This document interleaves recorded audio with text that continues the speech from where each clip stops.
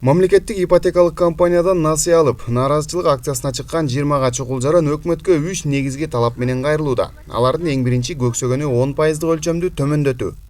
Биздин талаптарыбыз ушу 4% менен элге берсин деген талапты коюп келдик. Экинчиден, ушу ишкананы эки ишкана азыркы учурда башкарып атат. Бирөөсү банк ишканасы башкарып атат, экинчи ГИК өзү башкарып атат. Биз ошо эки ишканага очойгончо процент төлөп жатабыз.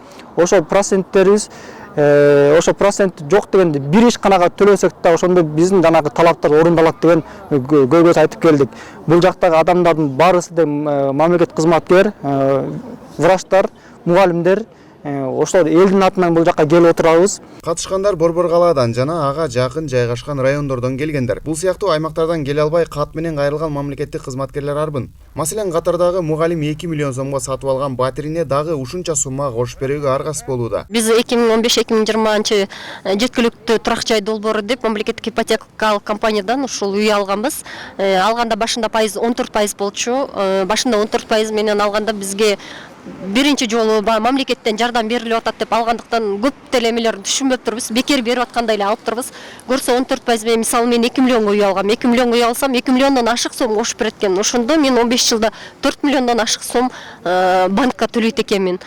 Банк ошо башында же банк туура эмес маалымат берген бизге толук айтпай, же ГИКтен толук маалымат албагандыктан биз алып алып мына ушундай кыйынчылыктар жаралып келатат бизге. МИКтин мурдагы кызматкеринин айтымында аталган компаниянын пайыздык өлчөмдү 4%га төмөндөтүүгө мүмкүнчүлүгү бар. Болгону ага жетекчинин гана каалоосу жетишпегендигин белгилейт.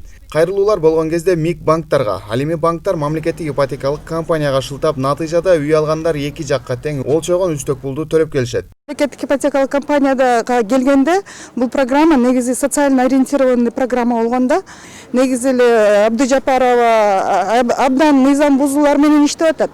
Ага чейинкилер деле Шамкеев дагы бузуп келген. Мүмкүнчүлүгү бар, азыр 6%га баарыныкын тең кыскартып ошо түшүргөнгө чейин мен көрүп атам.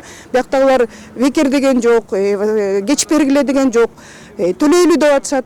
Мамлекеттик ипотекалык компания 2015 жылы өкмөттүн демилгеси боюнча элдин турак жай алуу мүмкүнчүлүгүн жогорулатуу максатында түзүлгөн. Бул аракет максатына жетпей, жабырлануучулар компанияга буга чейин 5 жолу барган. Анда майнап чыкпай өкмөттөн жардам сурап келишкен.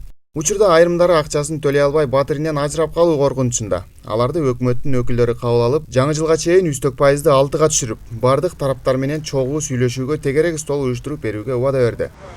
Ильяс Анарбай уулу, Нурбек Жеңишбек уулу, nurnews Бишкек.